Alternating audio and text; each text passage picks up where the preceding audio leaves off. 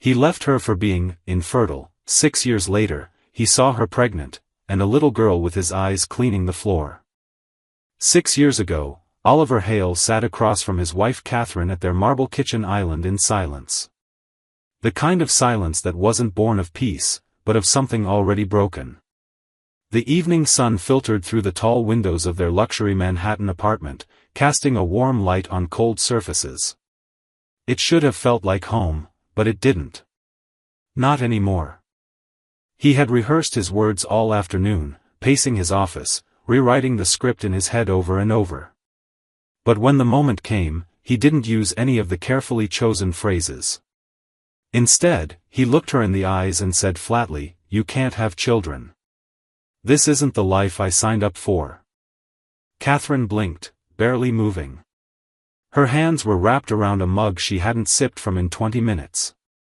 She didn't cry, didn't scream. She just looked at him the way someone looks at a stranger they used to know.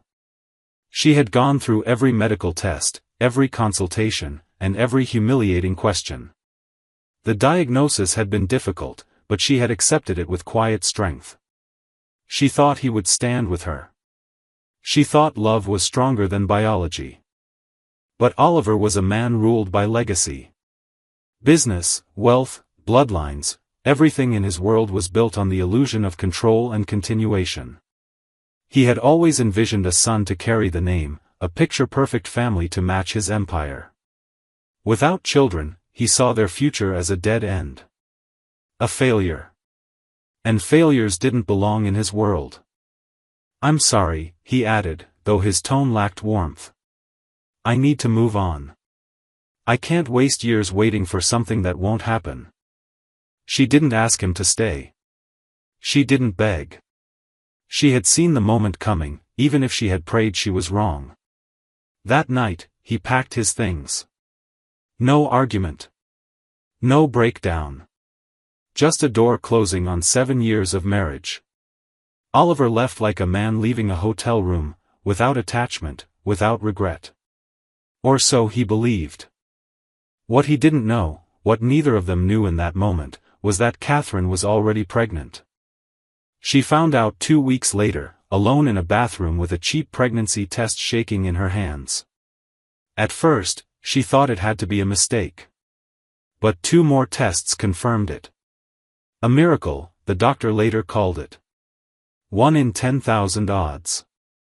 And yet, there it was, a heartbeat, pulsing defiantly on a blurry black and white screen. She thought about calling him. About giving him the chance to come back. But then she remembered the look in his eyes, the finality of his words, the emptiness in the goodbye.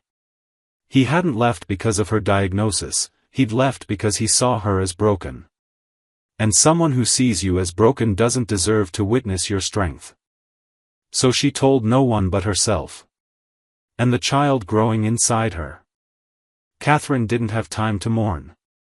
The reality of her situation unfolded rapidly, and it didn't care about heartbreak or betrayal.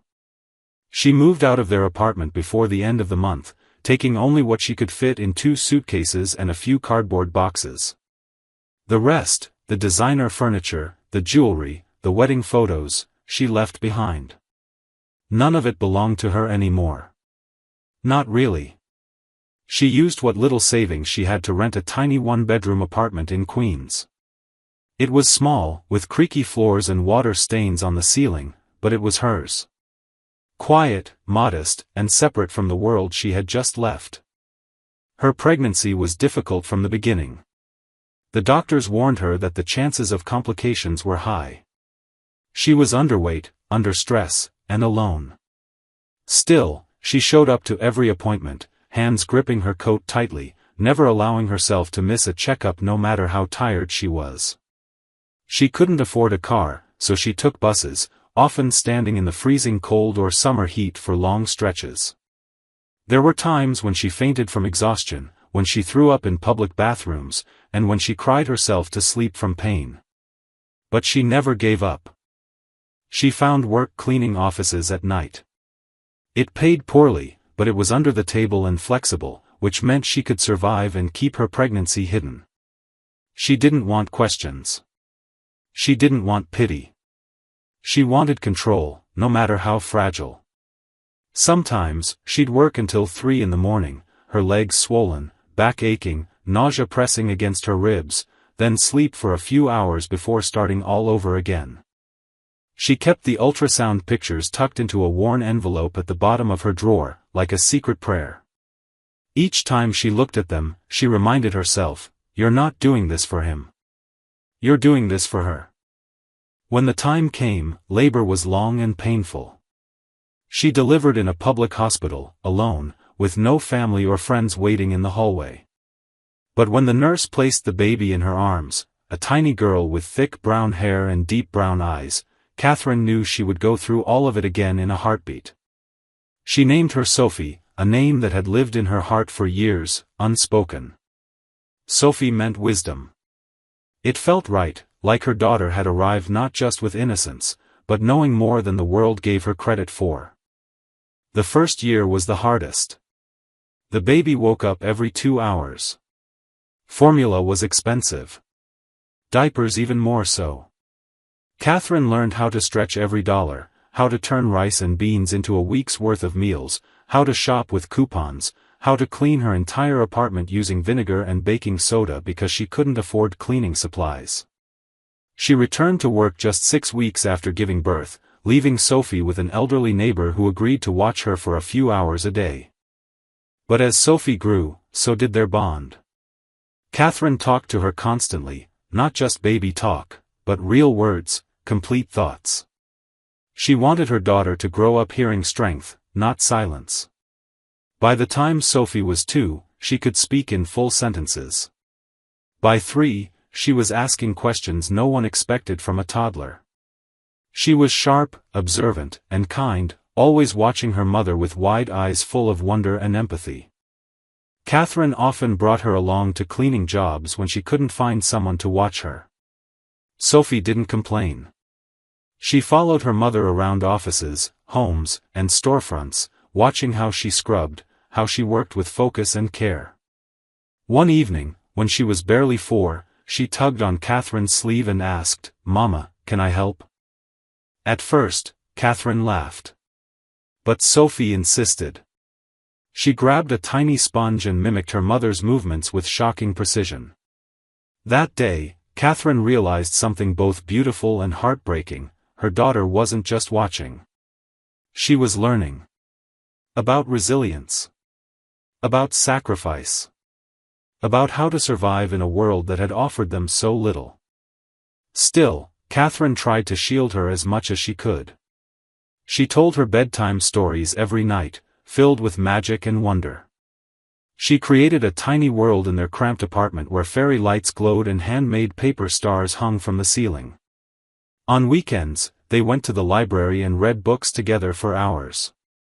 She may not have been able to give her daughter luxury or stability, but she gave her something deeper: attention, intention, and unconditional love.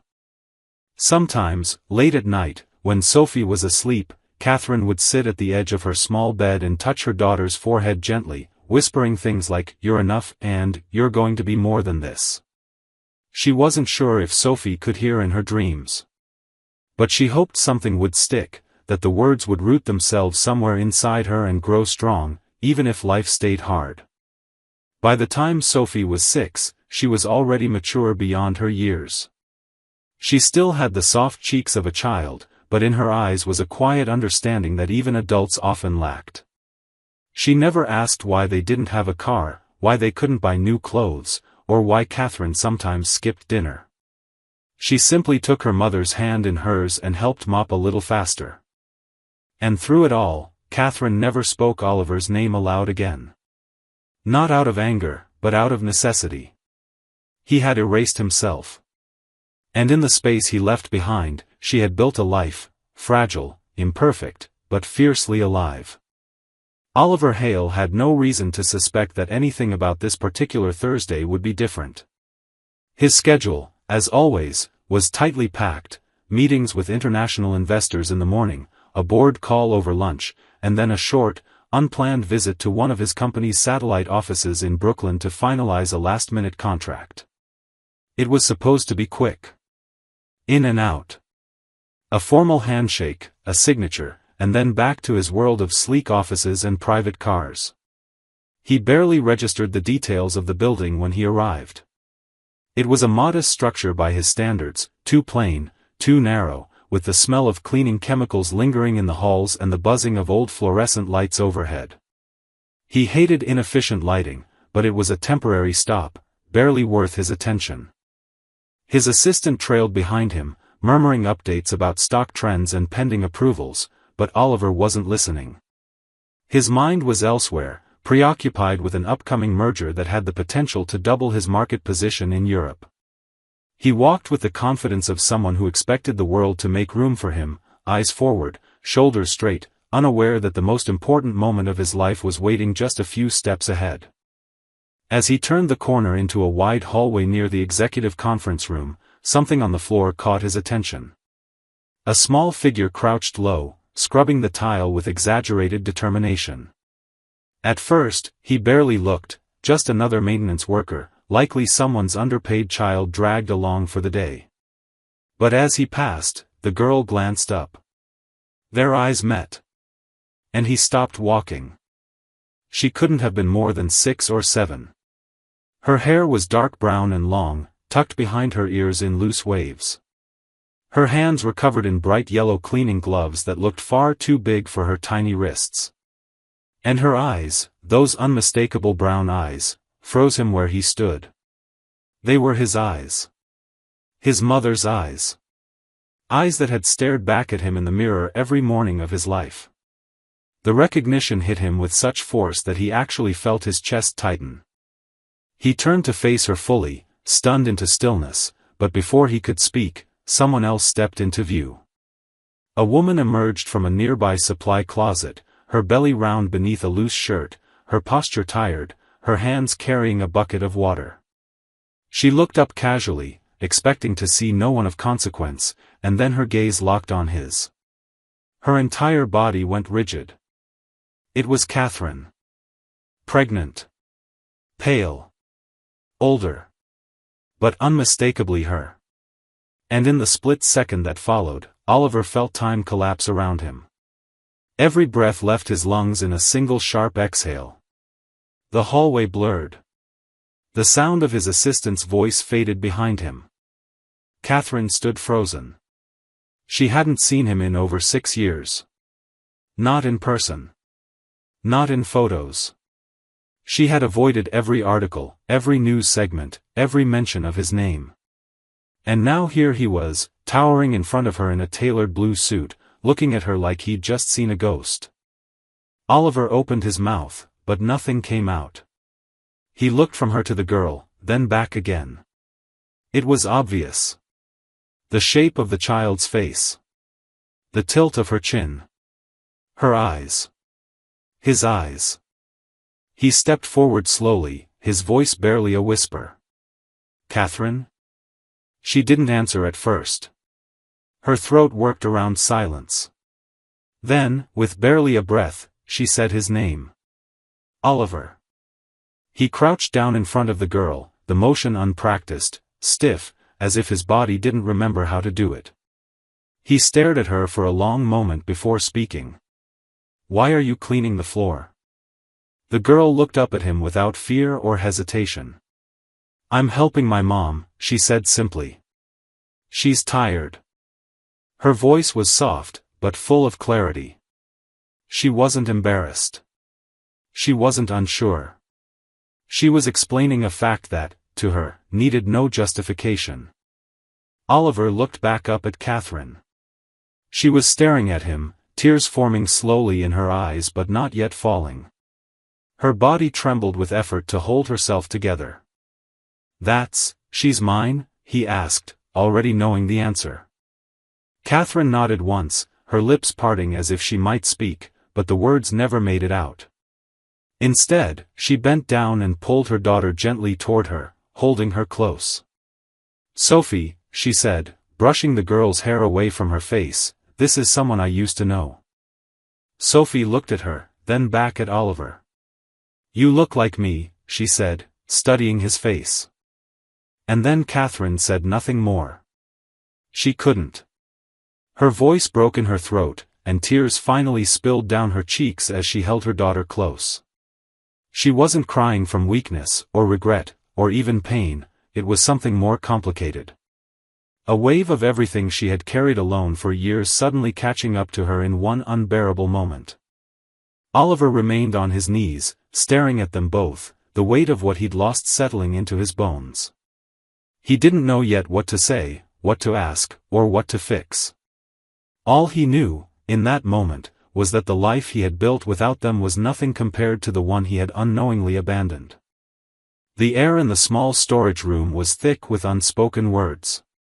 Cleaning supplies lined the walls, the faint smell of bleach clinging to every surface.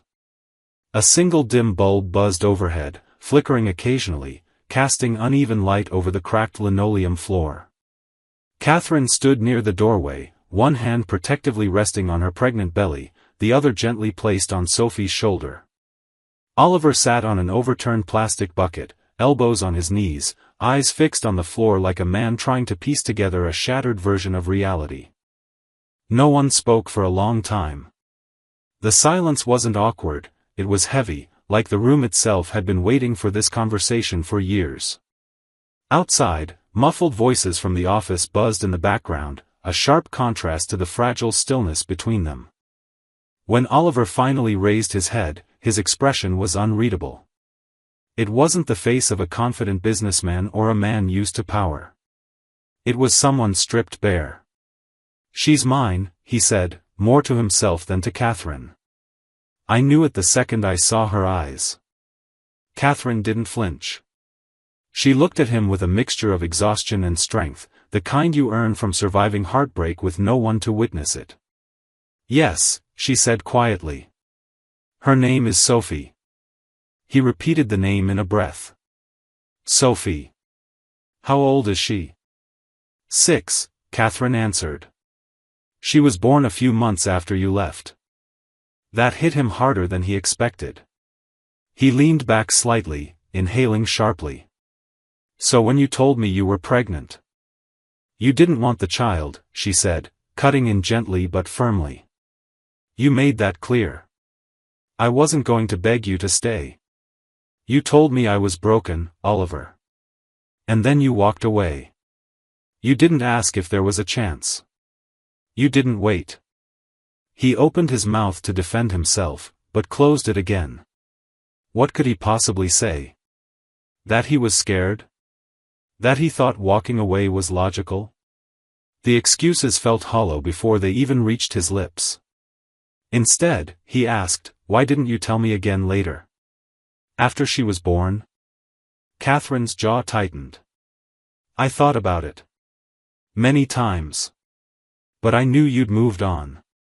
I saw your face in magazines, standing next to models, shaking hands with politicians. You were fine, thriving. And I was scrubbing floors with a baby who cried all night. I didn't want to be someone you helped out of guilt or obligation. Sophie deserved more than that." Oliver looked at her, really looked at her for the first time since that day he left. The faint lines around her eyes, the tired slope of her shoulders, the quiet defiance in the way she stood her ground, none of it diminished her. In fact, she looked stronger than he remembered. Real. Unbreakable. He shifted forward, his voice quieter now. "Is she, okay? Healthy? Happy?" Catherine glanced down at Sophie, who had wandered a few feet away to play with an empty spray bottle, completely unaware of the storm brewing in the air above her. "She's kind. Smart. She loves books, and she asks questions I don't always know how to answer. She's curious about the world. And she's been helping me since she could walk." "I saw that," Oliver murmured. "She shouldn't be cleaning floors." "No, she shouldn't," Catherine said, her voice carrying a flicker of anger now. "But she does. Because she sees me come home every night barely able to stand, and she wants to help. She's never had the luxury of being just a kid." Oliver rubbed his hands over his face. Shame settled into his chest like a stone. "I didn't know. I had no idea. You didn't want to know, Catherine corrected. You made a decision, and you closed the door. I wasn't going to beg you to reopen it. The tension in the room hung like fog, but something else crept in too, something quieter. A crack in the wall. A moment of possibility. Oliver looked up at her again, and this time, the question in his eyes wasn't about the past, it was about the future. Can I do something? He asked carefully. Anything. For her. For you. Catherine didn't answer right away. Her instinct was to shut him down, to protect herself, to protect Sophie. But something stopped her. Maybe it was the way his voice cracked when he spoke her daughter's name. Maybe it was the flicker of recognition in Sophie's face when she looked at him. Maybe it was the fact that she was tired, so tired, of carrying everything alone. I don't need your money, she said finally. We're not a charity case. I know, he replied. That's not what I'm offering. She looked at him for a long time, weighing the risks of letting him back into their lives, of giving him access to a child he once rejected. But she also saw what he hadn't said, that maybe, just maybe, he had changed. And Sophie, sweet and open-hearted Sophie, had a right to know where she came from. You can start, Catherine said slowly, by showing up. Not for me. For her. No promises. No big gestures. Just, show up. Oliver nodded, something in him shifting. Okay. I will. And for the first time in years, Catherine didn't feel alone in the room. She didn't forgive him. Not yet. Maybe not ever in the way he might hope. But in that quiet storage room, surrounded by mop buckets and broken trust, something small and fragile began to grow, the possibility of repair. Oliver didn't return to his sleek office after that meeting. He cancelled the rest of his day, something he never did, and sat in his car for nearly an hour without speaking. The driver didn't ask questions, Oliver simply stared out the window at the passing world, a silent storm behind his eyes. Everything looked different now, like a curtain had been pulled back on the life he thought he'd built. He wasn't thinking about contracts, expansion, or branding. He was thinking about a little girl in yellow cleaning gloves who had his eyes and called his ex-wife Mama, with such love it made his throat close. True to his word, he showed up the next day. And the one after that. At first, Catherine met him with cool, measured silence. She didn't try to stop him from seeing Sophie, but she also didn't invite him in. Their interactions were short, polite, and tightly controlled. He didn't push. He understood that trust wasn't something you demanded, it was something you rebuilt piece by piece, especially after you had broken it with your own hands. Sophie greeted him each time with cautious curiosity. She didn't yet call him anything specific, not Dad or Oliver, but she talked to him, asked questions, showed him her favorite books and toys, and introduced him to her version of the world with the kind of honesty only a child could give. One afternoon, while sitting on the front steps of the building eating ice cream, she pointed to the sky and asked, "Do you think the clouds talk to each other when we're not looking?" He didn't know what to say at first. No one had asked him something so purely imaginative in decades. After a pause, he replied, "I hope so. I bet they say things we'd never understand." She grinned, and in that smile, he saw every reason to keep coming back. He started small. He offered to help with errands. Picked up groceries when he could. Paid for Sophie's school supplies discreetly, never making a show of it. Catherine refused his attempts to give her money directly, but she eventually allowed him to contribute in quiet ways, when it was clearly for Sophie's benefit and not to ease his own conscience. Slowly, something began to shift. The tension between them didn't disappear, but it softened. They were no longer enemies standing on either side of a broken history, they were two people orbiting the same child, trying to protect her from a world that hadn't made it easy. Catherine still worked long hours. Her pregnancy progressed with complications that made everything harder, her back ached constantly, she could barely sleep, and stress hung over her like a second skin. One night, after walking her home from a late shift, Oliver offered to stay and help put Sophie to bed. Catherine hesitated, then nodded, too exhausted to argue. Inside the apartment, everything was small and lived in. Crayons were scattered on the kitchen table, children's books stacked unevenly by the couch. It wasn't luxurious, but it was filled with love. He could feel it in the walls, in the quiet routines, in the way Sophie curled up in bed and waited for her mother's goodnight song. That evening, after Catherine had sung softly and turned off the light, she found Oliver in the kitchen, washing dishes without being asked. It was such a foreign image, him, sleeves rolled up, quietly scrubbing a cereal bowl, that she didn't know whether to laugh or cry. "You don't have to do that," she said, leaning against the doorway. He didn't stop scrubbing. "I know. But I want to." They stood in silence for a moment, the low hum of the refrigerator the only sound between them. Then she said quietly, "You really hurt me." His hands stilled, but he didn't look up. "I know. I don't think I'll ever fully forget what you did," she continued. "I don't say that to punish you. Just so you understand." He nodded. "I do. And she'll ask one day," Catherine added. "About why you weren't there. I won't lie to her." "You shouldn't," he said, finally meeting her eyes. "She deserves the truth. Even if it makes her hate me for a while." Catherine studied him.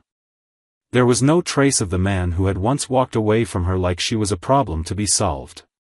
This Oliver looked smaller somehow, not physically, but emotionally, like someone who had finally come face to face with the cost of his choices. And maybe, she thought, that was the only real starting point for any of this to work. Over time, Oliver became part of their rhythm. Not every day, but often. He walked Sophie to school when Catherine couldn't. He read to her at night when her mother was too tired to keep her eyes open. He started cooking, terribly at first, but improved with practice. He learned to make Sophie's favorite pancakes shaped like animals, and he laughed every time she insisted hers looked more like a cloud than a bear. And slowly, like a flower growing through cracked concrete, something began to bloom between them. Not romance. Not yet. But trust. And in a life that had once been defined by absence, that trust felt like the beginning of something worth believing in. By the time Catherine entered her final trimester, everything in her life was both more fragile and more full than it had ever been. She moved slower, rested less, and carried her exhaustion like an invisible weight.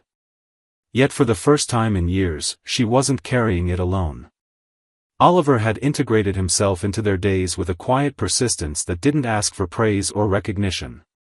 He just did things. He showed up at the clinic on appointment days without being asked, bringing a smoothie in one hand and a stack of insurance paperwork in the other. He waited outside exam rooms, listened carefully to the doctor's updates, and asked questions Catherine was often too tired to think of herself. Their arrangement wasn't perfect. There were awkward moments, silences that still held old pain, and days when Catherine looked at him and wondered how they had ever fallen so far apart. But then she would catch him kneeling on the floor, helping Sophie with a school project, or humming one of her lullabies under his breath while folding laundry, and something in her heart would ease. He wasn't pretending anymore. He wasn't performing. He was simply trying. Sophie, for her part, began to warm to him completely. She still didn't call him Dad, but her questions about him shifted from curious to comfortable. She asked if he had pets when he was a kid, what his favorite ice cream flavor was, and whether he thought babies could understand jokes. She would sometimes sit beside him on the couch, resting her head against his shoulder like she had always belonged there. And he never pushed her for more. He let her take the lead, knowing that love wasn't something you claimed, but something you earned. One evening, a week before Catherine's due date, she went into early labor. The pain hit her like a sudden wave, sharp and deep. She was folding clothes in the living room while Sophie colored at the table, and she gasped so loudly that the crayon dropped from her daughter's hand. Panic rose in Catherine's throat, but she didn't let it take over. Instead, she reached for her phone with trembling fingers and dialed the one number she now trusted without hesitation. Oliver picked up on the first ring. "It's time," she said, barely able to get the words out. "I'm coming," he said without pause. "Just hold on." He arrived at the apartment in less than 15 minutes, his car double-parked with the hazard lights blinking. He rushed upstairs, helped Catherine into her coat, and gently guided her down the steps while trying to stay calm. Sophie clung to his other hand, her eyes wide and filled with worry. "Is Mommy going to be okay?" she asked, her voice small. "She's going to be fine," Oliver told her, and though fear curled in his chest, he made sure she heard only confidence in his voice. "We're going to take care of her together." At the hospital, time became a blur. Nurses moved swiftly, machines beeped, and Oliver found himself pacing again, just like he had 6 years ago, only this time, he wasn't walking away. He was waiting. He was present. And when the doctor finally emerged and told him everything had gone well, his knees almost gave out from relief. He was allowed into the recovery room a short time later. Catherine looked pale but strong, her hair clinging to her forehead, her eyes heavy with fatigue. She held a bundle wrapped tightly in white cloth, the smallest, most fragile thing he had ever seen. Catherine looked up at him. "It's a girl," she said quietly. He walked closer, slower than he needed to, as if each step was a privilege. He leaned over and looked down at the newborn. Her face was pink and soft, her tiny hand curled near her mouth. He could barely breathe. "She's beautiful," he whispered. Catherine nodded, tears sliding down her temples. "Do you want to hold her?" The question made his heart thud like a drum. He didn't trust his voice, so he simply nodded. She gently placed the baby in his arms, and for a moment, everything else disappeared. The hospital room faded. The noise vanished. All that remained was the weight of the child in his arms and the quiet awe that came with it. He looked at Catherine, his voice cracking when he finally spoke. "Thank you. For letting me be here. For not shutting the door." She reached out and touched his hand, not as a lover, not yet, but as something deeper, someone who had seen him at his worst and was now seeing him try to become his best. Later that night, after Catherine had fallen asleep and the baby lay quietly in her bassinet, Oliver sat by the window holding Sophie on his lap. She was drowsy, her head resting on his chest, one hand clutching his shirt. "Is she really my sister?" she asked. He kissed the top of her head. "She really is." Sophie yawned. "She's lucky. She'll get to grow up with you." He swallowed hard, emotion thick in his throat. "And I'm lucky I still get to be here for you." That night, as New York glittered outside the hospital window, Oliver made a silent promise, not just to the newborn girl, or to Sophie, or to Catherine, but to himself. That he would never again confuse success with presence, nor achievement with love. He had walked away from everything once. Now, all he wanted was to keep walking forward, one real step at a time, with them. The days following the birth were filled with a delicate, beautiful chaos. The apartment now echoed with the soft cries of a newborn, the shuffle of tired feet on hardwood floors, and the occasional clatter of a dropped bottle or toy. Catherine, though experienced in quiet resilience, found herself overwhelmed in a way she hadn't been with Sophie. Her body was slower to recover this time. The exhaustion dug deeper, and the demands of a newborn layered atop the needs of a curious, emotional 6-year-old left her no time to breathe. But unlike the first time, she wasn't alone. Oliver stayed. Not just physically, but in all the ways that mattered. He brought breakfast in the mornings and tucked Sophie into bed at night. He learned to change diapers and swaddled the baby like his life depended on it. When Catherine was too tired to stand, he carried the laundry downstairs himself. When she fell asleep mid-conversation on the couch, he pulled a blanket over her shoulders and sat quietly beside her, just in case she woke up disoriented. The baby, whom Catherine named Grace, seemed to already know her father's voice. When Oliver whispered to her during late-night feedings, she settled more quickly, as though comforted by the low rumble of a man who was trying, every minute, to make up for years lost. Sophie, ever observant, noticed the shifts first.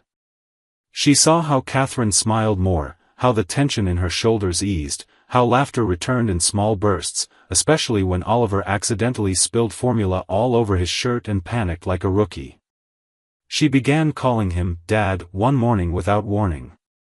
She had been helping him stack clean dishes, standing on a chair beside the sink, when she said, "Dad, can I paint later?" as casually as if she had said it 100 times before. Oliver froze.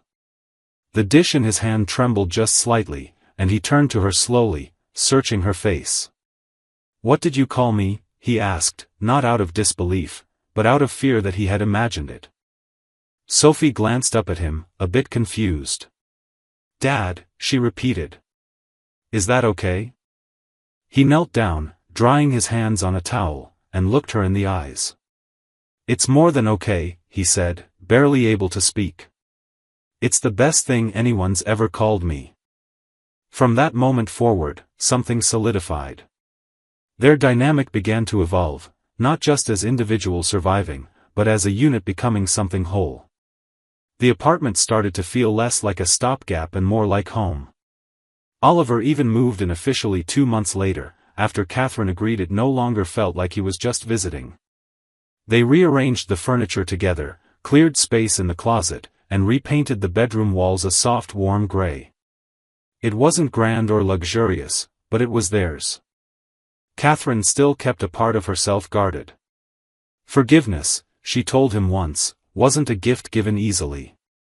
It wasn't a door swung open, it was a window slowly cracked to let air in, inch by inch. Oliver understood. He didn't pressure her. He just remained steady, proving his presence every day with actions, not promises. One weekend, they took a rare trip to the countryside. It was nothing extravagant, just a small rented cabin near a lake. Sophie caught fireflies in a jar, Grace slept peacefully in her carrier, and Oliver made dinner over a crackling fire pit, burning the hot dogs twice before laughing at himself. That evening, as the three of them sat on a blanket under a dome of stars, Catherine rested her head on his shoulder for the first time in years. They said nothing. They didn't need to. He wrapped an arm around her gently, holding her close, as Sophie dozed off beside them and Grace shifted softly in her sleep. The night was cool and quiet, and the air smelled like pine and ash. Oliver tilted his head back to look at the stars and realized that this quiet, imperfect moment, was more meaningful than any business deal he had ever chased. He had spent so long running toward success, convinced it would fix what was broken inside him. But no boardroom, no $1 million contract, no headline had ever brought him peace. What did bring him peace was right here, a woman who had every reason to shut him out but chose instead to let him rebuild, a daughter who forgave without needing an apology spelled out, and a newborn who didn't yet know the world but already trusted him to be part of hers. That night, as he carried both girls back inside and helped tuck Sophie into bed, Catherine stood in the doorway and watched him. Something in her heart softened further. Maybe she would never forget the pain. Maybe it would always live in some small part of her. But now, it lived beside hope. And that was enough. Oliver kissed Grace's forehead before turning off the light. When he turned to Catherine, he didn't speak, but his eyes said everything. She took his hand and led him to bed, not as a test or a gesture, but as a beginning. It wasn't a perfect love story. But it was real. And for them, that made it more powerful than anything either of them had ever known. A year passed. A year that changed all of them in quiet, meaningful ways. The small apartment where Catherine once held her world together with duct tape and grit was now a different place, not because it was bigger or richer, but because it breathed differently. There was laughter in the corners now, dishes in the sink that belonged to more than one adult, baby toys underfoot, books piled in places they didn't belong, and sticky notes on the fridge with reminders not just of groceries, but of birthdays, school projects, and dinner ideas. Life had settled into a new rhythm, one not born from survival, but from something resembling peace. Oliver continued to show up, not out of guilt or obligation, but out of a deep, grounded desire to be present. He attended every school play, even the ones where Sophie had one line and stood nervously in a paper hat. He paced hospital corridors during Grace's first cold and stayed up all night when she teethed through a fever. He folded tiny clothes without being asked, read bedtime stories even when he was exhausted, and asked Catherine how she was feeling even when she pretended she was fine. He no longer lived by calendars and performance reports, he lived by the soft breath of a newborn on his chest, by the sound of Sophie's feet running to greet him at the door, by the way Catherine let her guard down just a little more each night. Catherine, too, had changed. The weariness in her posture had slowly lifted. The deep, permanent frown lines between her brows had softened, replaced by an ease she hadn't allowed herself to feel in years. She returned to her art, a part of herself she had buried under responsibility and exhaustion. She painted late at night after the girls were asleep, and Oliver would sometimes wake up to find her sitting on the floor with brushes in her hand, the smell of acrylic in the air, her fingers stained with color. She wasn't doing it for money or recognition. She was doing it because it reminded her that she was still her own person, one who had dreams beyond motherhood and memory. One evening, as the spring rain pattered gently against the windows and the girls slept upstairs, Oliver sat at the kitchen table, staring at a small box in his hand. It wasn't an impulse decision. He had thought about it for weeks, not because he needed to be forgiven or because he wanted to fix the past, but because he finally understood what commitment meant. It wasn't about making grand promises or saying the perfect thing, it was about waking up every day and choosing the people you love over everything else. He didn't want to erase what had happened. He wanted to grow from it. To plant something in the soil they had both bled into and see what might bloom. He found Catherine in the living room, folding laundry with her hair tied up messily, wearing an old hoodie that still had paint smudges near the sleeves. She looked up and smiled at him in a way that still managed to unsettle him in the best possible way. It was love, but not the kind that came easy. It was love with history behind it, the kind that had been earned in scraped-together dinners and quiet forgiveness. "I know this isn't a moment out of a movie," he said, sitting across from her and placing the box gently on the table between them. "And I know we didn't get here the way either of us imagined. But I'm not asking you to forget. I'm asking if you'll let me be your future." Catherine looked at the box, then at him. She didn't rush. She didn't cry. She simply reached for his hand, held it, and nodded. "You already are." There was no fanfare. No dramatic music. Just two people sitting across from each other, choosing each other again, this time with eyes open and heart scarred but beating steady. In the months that followed, they didn't have a lavish wedding. They held a small ceremony in the park where Sophie once learned to ride her bike. Friends, a few family members, and neighbors gathered with picnic blankets and baskets, and Grace babbled through the entire vow exchange.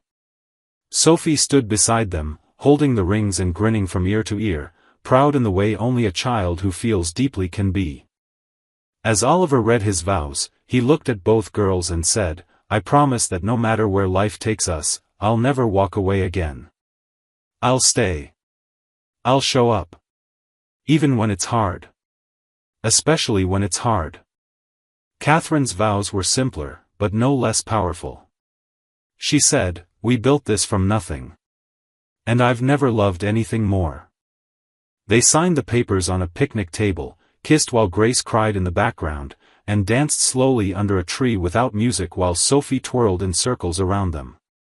That night, as the sun dipped below the city skyline, they held hands and walked home together, Catherine, Oliver, Sophie, and Grace, no longer a family built on what was lost, but one rising from what they had chosen to rebuild. And it was enough. More than enough. To me, the ending of this story isn't about perfection, it's about redemption that feels earned, and love that grows through pain rather than avoiding it. It doesn't offer a fairy tale escape or a clean slate. Instead, it honors the complexity of real healing. Oliver doesn't become a hero overnight. He becomes a father and a partner by choosing to stay, by showing up over and over, even when it's uncomfortable or humbling. That's what makes his transformation believable. Catherine's journey is just as powerful. She never needed to be saved. She built a life from the ground up with grit and grace. What makes her arc so satisfying is that she learns to let someone back in, not because she needs help, but because she's strong enough to forgive without forgetting. Sophie, in many ways, is the heart of it all. Her innocence holds the weight of the past without being broken by it. Through her, we see that family isn't built solely on blood, it's built on presence, repair, and love chosen every single day. This isn't a story about second chances falling from the sky. It's about what happens when someone actually earns one, and what kind of beauty can grow from the broken ground.